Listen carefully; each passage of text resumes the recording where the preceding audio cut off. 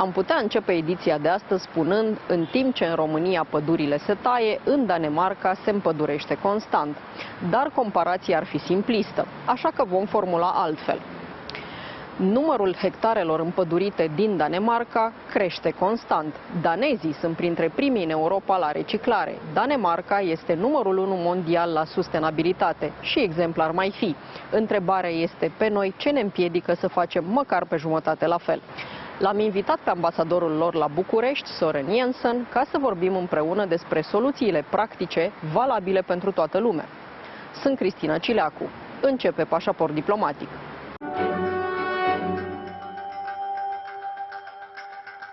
Ambassador of Denmark, Soren Jensen, welcome again to Diplomatic Passport, this time for a walk in the park. Thank you. I love walking in the park.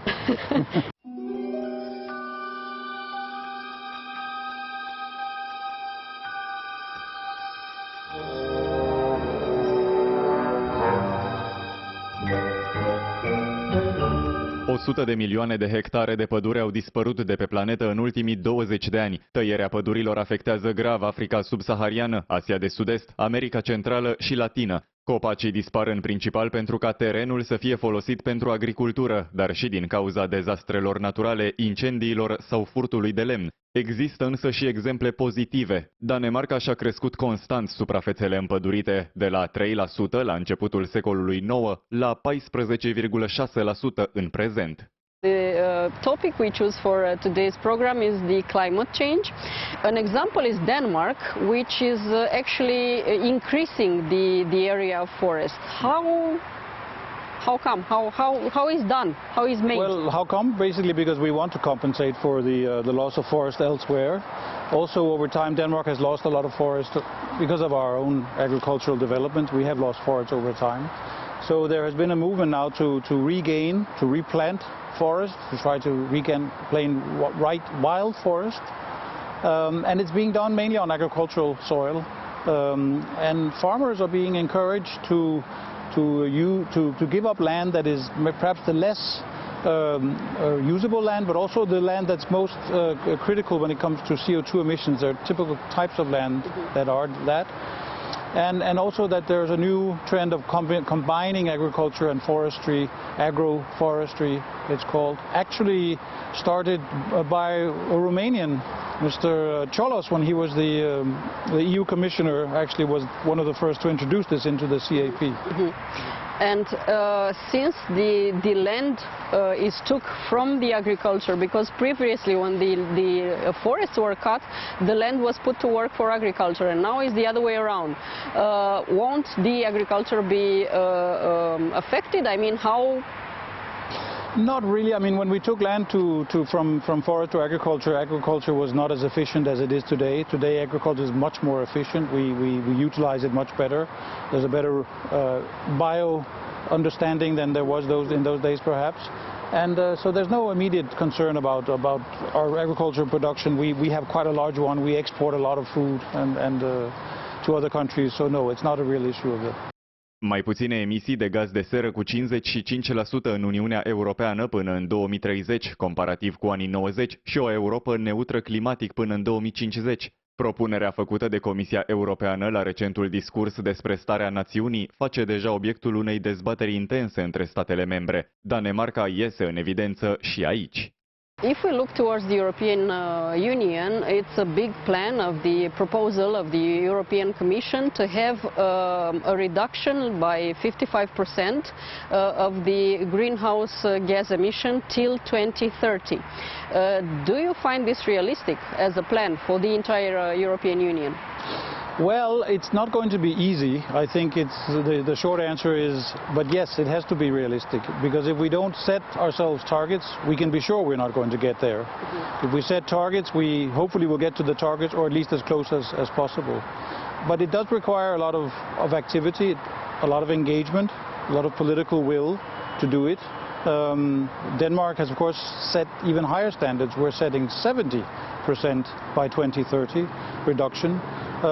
And hopefully Denmark can help lead the way by example, by showing what kind of technologies, what kind of methods can be used when you want to change and reach these kind of targets. And in case of Denmark, since you said that Denmark sets the standard even higher, how this can be done in order not to affect too much the economy and also in the same time to make people feel good, but the economic part is very important.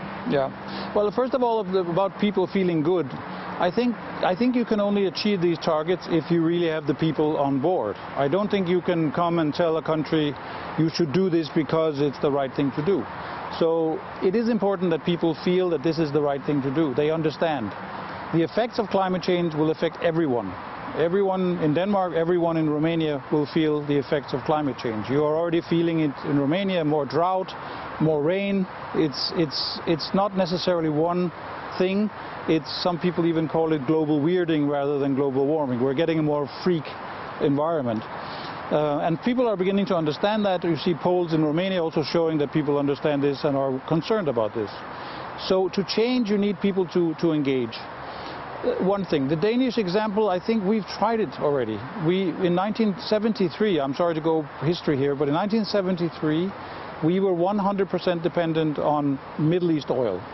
The oil crisis came, Denmark was punished, we had no oil for a period.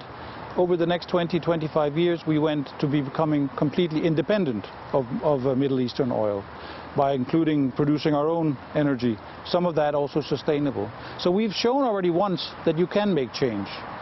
A lot of that was fossil fuels, now we're moving away from fossil fuels. So it can be done. You can make changes if you're willing to engage. Because you, of course, talk about Denmark, but we all know that in your country, environment is usually treated with a lot of respect. You said you get people on the board. How can you get people on the board when a country's economy is less prosperous and people have to be worried for their everyday existence and they don't care about saving the planet that much, to be honest? Well, I think, first of all, in Denmark, it's about getting people on board. I think actually it's a little bit the other way around. It's actually the politicians who are jumping on board. Mm-hmm. In Denmark, the green issue, climate change was the major issue at the last elections. And the outcome of that last election actually had a lot to do with what the views were on climate change. You couldn't be green enough. Only the greenest won the elections. Mm-hmm. So actually you would say that it's the people pushing now the parliament and the government, which is how it should be. But of course for poorer people it is a challenge. On the other hand, poorer people are also the most affected by climate change. The risk that you might you will have some economic consequences will be small now relative to what they will be if you don't do anything to climate change, especially for the poor people. The people in agriculture who are dependent on having fertile soil, of having rain and not having drought. The people in industries who have to keep their jobs, because you have to also see the black industries will become less and less relevant.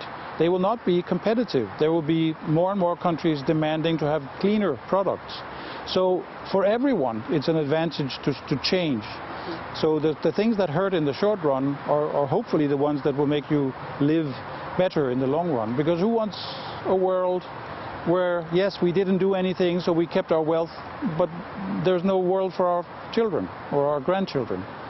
Sustenabilitatea devine sinonimă cu Danemarca, pentru că țara ocupă locul 1 mondial la acest capitol. Copenhaga este de altfel considerat cel mai verde oraș din lume, pentru că administrarea locală și stilul de viață al cetățenilor sunt construite în jurul respectării mediului.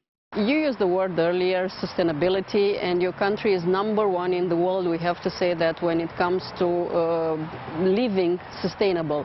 Give us some example for our audience to understand what does it mean in real life.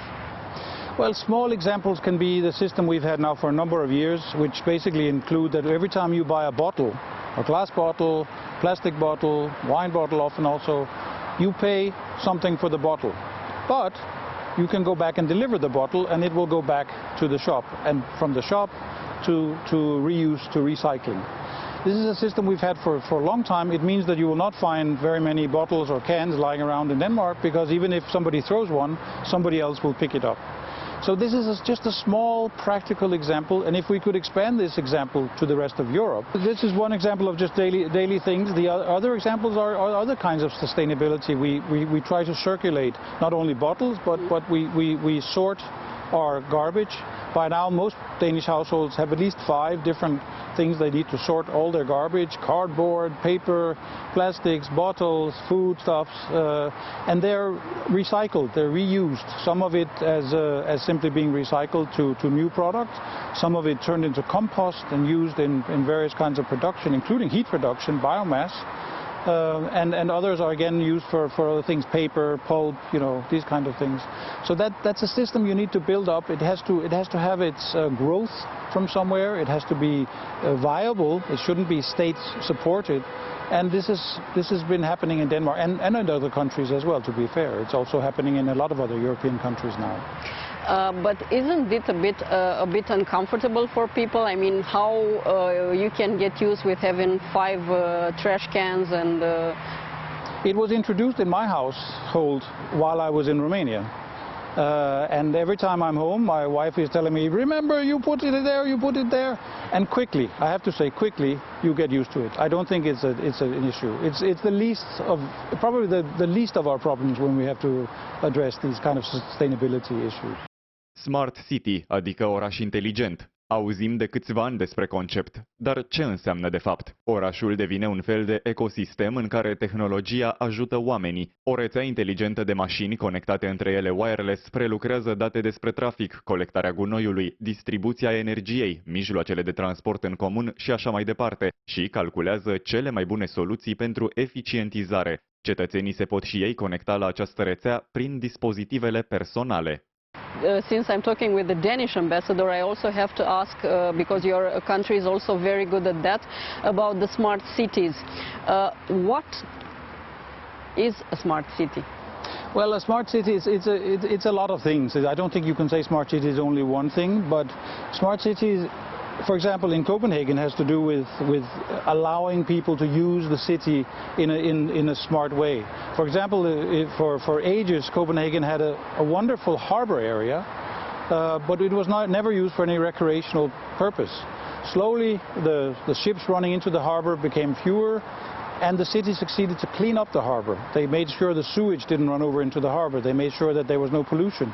And now, for the last 5 years or so, it's been possible to swim in the harbor. So people literally come and swim, enjoy the, you know, like on a coast, like on a beach, but they swim in the harbor, and it's an amazing opportunity. So can I say that smart city is a city where people actually live and not the cars, the ships and the... Yeah, of course we have certain advantages in Denmark because we're a flat country, but for example the fact that half of all Copenhagen people who go to work every day, go to school every day, do it on bicycle, of course makes our traffic situation much better in many ways than what we experience, for example, here every day in Bucharest. The pollution is less and the congestion is much less. People spend less time in queues, even though they still are in queues, sometimes also in queues on bicycle, which is also an experience. It's a different type of queue. Yeah. Let's get back a bit to the plan proposal of European Commission for reduction the greenhouse gas emission. Won't this be a hard kick for the industries in Europe? It can be. There are changes that need to be made. First of all, each country needs to look at the energy mix it has. The big problem, of course, are the fossil fuels, the coal, basically, but also over time gas. They need to be replaced by more sustainable sources of energy, mainly wind, solar, but wind can be onshore or offshore. And again, one of the things that we've succeeded in doing in the last years, last 10, 15 years, has been to improve and increase the use of wind in our energy mix. And the goal is that by 2030 we will have more or less only sustainable production of energy from wind, for example. Building, for example, new wind parks offshore. We're preparing to build a whole artificial island in the North Sea, which will produce 2 to 4 megawatts. It's an island gigawatts, only sorry, for energy. Only for wind turbines, which will then be producing wind. And when you have that kind of electric production, you can also start to use that to produce other kinds of fuels, for example, more green fuels that can be used for aviation, maybe for our cars over time, because we simply have access to a good source of energy from the sustainable energy. So it is doable. Romania itself has actually a quite relatively nice share of sustainability, because you have hydroelectric power. You have the potential of also doing more wind. You have wind already, but you can do more. And you have the possibility of wind also offshore, which is something that I know that Danish companies would be happy to help you do. We had the experience of the pandemic, and most of us had to stay indoors, and we saw that the planet breathed a little. But now that we are outside again, looks like the bad habits are back from where they left. Do you think people will understand that we really need to take a break and really need to be much more responsible? I mean, what more needs the planet to do in order to make us understand? Yeah. It's a difficult one. But I have to say that when I was here in Bucharest during the lockdown, it was amazing to walk around the town, to enjoy the birds, the sound of birds, and not the sound of traffic as we normally hear. I think a lot of people saw what it means when as you say, the earth can breathe. And I think to give the earth a chance to breathe, we need to give it the kind of oxygen it needs. And that is basically cutting down on the fossil fuels. It's cutting down on the kind of traffic we have now with too much combustion engines, and we need to go to more electric engines, or over time maybe also new technologies, hydrogen, other things being used in our cars. People will not. They would still want to drive cars, and I think even the green countries like mine are not saying that people shouldn't drive cars. They are here to stay, I think, but we can drive smarter. And I think that's the good slogan, is to build back. We need to build back our economies after the crisis we went through with the COVID, but we need to build back better. We need to build back better and more green.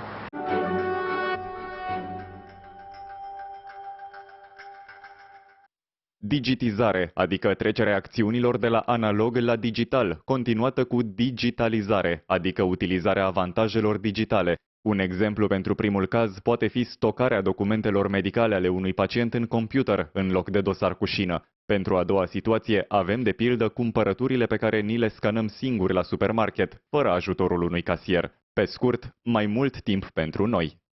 Will digitalization help to this building, to this build back the economy in a smarter way? I think digitalization helps in all kinds of ways. Digitalization makes it easier to have a democratic dialogue. It also has some challenges because of fake news and other things, but essentially it makes us more open, transparent. It's harder to, frankly, to be corrupt if you can be checked simply online. It also gives us a lot of opportunities to meet, to engage, without having to meet physically every time, which means that we don't always have to take flights and planes, which still are great emitters of CO2. We don't always have to drive and use our cars, because we can actually meet online, although it's of course more pleasant not to. And lots of other small things. People are queuing to get documents, for example, here at notars and other places. In Denmark, we are online. You can go online and get your documents. You can go online and do your banking. You can go online and pay your taxes, or try to not pay your taxes for that matter. So a lot more things happen online. So going digital is a way of opening a lot of doors at the same time. Many of them will also benefit the environment. Well, I have to ask you, Romanians are one way, Danish people are another way, but overall people are the same all over the world. How hard was in the case of your country to understand at the general level that a move needs to be done and something needs to be changed in order to live a better life? Well, as I said, the experience from 1973, where you suddenly had no cars at all because they had no gas, was a shock, and that tends to work. That tends to give people the impression. You have to also remember Denmark, Greenland, the island of Greenland in the Arctic, is part of Denmark. So we have been seeing now for many years how the ice cap of Greenland is simply disappearing at a historically high rate because of global warming. So most Danes are quite conscious about this change and can see it happening. It's not just a theoretical concept that some people from Brussels or New York or wherever are talking about. It's a real phenomenon. Denmark is also a flat country close to the coast. If sea levels rise, we are also in danger of losing, our land, simply our country, over time. So it's a real issue for us, as it is for Romanians. Romanians will also be affected. Agriculture, the cities, hotter summers, colder winters, it will affect everyone. Well, you are in Romania for a while already, so you get to know us better and better since you first arrived here. Do you think in those few years that since you are here, something changed from this point of view of the environment, of the way people treat the environment? I think there are a number of small steps. I see more grassroots engagement growing. I see young people getting involved much more in climate issues. It still needs to transform into more direct political action, but I do see it happening. I noticed, for example, that your president now has an advisor on climate issues, which is also another step. And there are a number of other steps being taken. So I think Romania is definitely going in the right direction. You'll also see Romania playing, I think, a constructive role in negotiations in the European Union on making this happen. You don't see them blocking decisions, and even though the goals are ambitious, I think Romania will be on board and help make it happen.